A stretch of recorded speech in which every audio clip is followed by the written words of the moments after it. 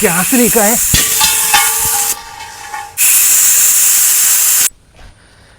നമ്മുടെ വീട്ടിൽ gas cylinder ലീക്കായ ഇതുപോലെ വലിച്ചെറിഞ്ഞാൽ മതിയാ. ഒരിക്കലും പാടില്ല. ഗ്യാസ് സിലിണ്ടർ ലീക്കായി കഴിഞ്ഞാൽ ഒരിക്കലും നമ്മൾ എന്ത് ചെയ്യാൻ പാടില്ല, വലിച്ചെറിയാൻ പാടില്ല.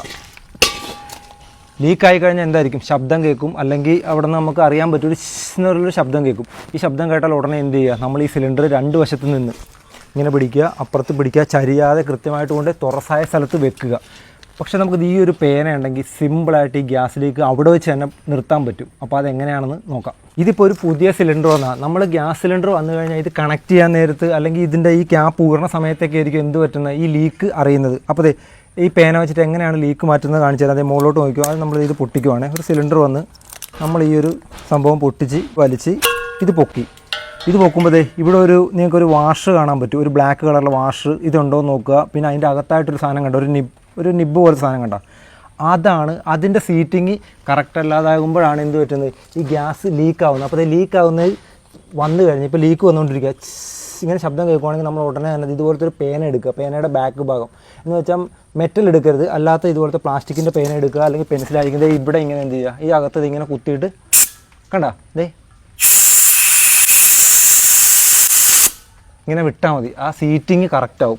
ആ ഒരു ബോൾ പോലത്തെ ഒരു സംഭവം ആ പിന്നിൻ്റെ അകത്തിട്ട് ഇരിക്കുന്നത്. അപ്പോൾ അത് നമ്മളിങ്ങനെ കുത്തിയിട്ട് വിട്ട് കഴിയുമ്പോൾ തന്നെ ഒരുമാതിരി ഇങ്ങനെ കുത്തിയിട്ട് വിടുക, ഒരുമാതിരപ്പെട്ട ഗ്യാസ് ലീക്ക് അവിടെ നിൽക്കും. ഒരു കപ്പിൽ കുറച്ച് സോപ്പ് കലക്കിയിട്ടുണ്ട്.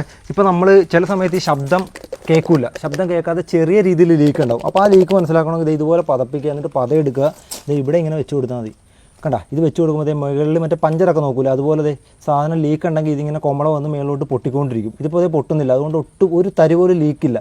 ലീക്ക് ഉണ്ടെങ്കിൽ എന്ത് ചെയ്യാൻ പറ്റും, അവിടെ നിന്ന് ചെറുതായിട്ട് ഇങ്ങനെ മേലോട്ട് കൊമള വന്ന് പൊട്ടിക്കൊണ്ടിരിക്കും. അങ്ങനെ നമുക്ക് ലീക്ക് ഉണ്ടോ ഇല്ലയോ എന്ന് മനസ്സിലാക്കാം. ഇതിനകത്ത് ഗ്യാസ് നിറച്ചിരിക്കുന്നത് ഭയങ്കര മർദ്ദത്തിലാണ്. എന്ന് വെച്ചാൽ ഒരു ഗ്യാസിനെ ലിക്വിഡാക്കി വെച്ചേക്കോ. ഇത് നമ്മൾ കുളിക്കാൻ അറിയാൻ പറ്റും, ഇത് വെള്ളം പോലെ കിടക്കുന്നത്. എന്ന് വെച്ചാൽ ഒരു ഗ്യാസിനെ ലിക്വിഡാക്കുമ്പോൾ അത്രയും പ്രഷറിലാണ്. നമ്മൾ ആ വീഡിയോയിൽ കണ്ടു, ആ പ്രദേശം മൊത്തം ഇങ്ങനെ ഗ്യാസ് പരക്കുക. അപ്പോൾ ഇങ്ങനെ ഇരുന്ന് ഗ്യാസ് ലീക്കാകുമ്പോൾ അത് മേളിലോട്ട് പോയിക്കൊണ്ടിരിക്കുക. എന്താണെന്ന് വെച്ചാൽ ഗുരുത്വാകർഷണത്തിൻ്റെ ഓപ്പോസിറ്റ് ഇത് പോയിക്കൊണ്ടിരിക്കും. ഇത് മറിച്ചിടുന്ന സമയത്ത് നമ്മൾ മറ്റേ കുപ്പിയിൽ നിന്ന് വെള്ളം മറിച്ചിടും പോലെ എന്ന് വെച്ചാൽ ഇതിങ്ങനെ ഒഴുകി അങ്ങ് പരക്കും.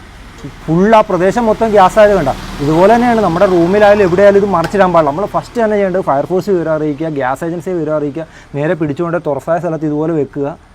എന്നിട്ട് അടുത്തുള്ളവരെ സമീപവാസികളെയൊക്കെ വിവരം അറിയിക്കുക. ഒരിക്കലും നമ്മൾ എന്ത് ചെയ്യാൻ പാടില്ല, മറിച്ചിടാൻ പാടില്ല. ഇനിയിപ്പോൾ തീ പിടിച്ചാൽ പോലും നമ്മൾ ഒരിക്കലും മറിച്ചിടരുത്, നേരെ വെക്കുക. അത് കത്തി കത്തി കത്തി കത്തി തീരും, അല്ലെങ്കിൽ കുറേ സമയം നമുക്ക് കിട്ടും. പക്ഷെ നമ്മൾ എങ്ങാനും മറിച്ചിട്ട് കഴിഞ്ഞാൽ അത് ആ പ്രദേശം മൊത്തം പടർന്ന് പിടിച്ച് വലിയൊരു തീപിടുത്തം ഉണ്ടാവും. ഇപ്പോൾ നമ്മുടെ വീട്ടിലോട്ടൊരു പുതിയ സിലിണ്ടർ വന്ന്, ഇത് പഴയ സിലിണ്ടറാണ്. ഇനി ഒരു സംഭവം കാണിച്ചു തരാം. ഇവിടെ ഇങ്ങനെ ഒരു സംഭവം എഴുതിയിട്ടുണ്ട്, ഇതൊന്ന് നോക്കി. ഇവിടെ D28 എല്ലാത്തിനും ഉണ്ടാവും.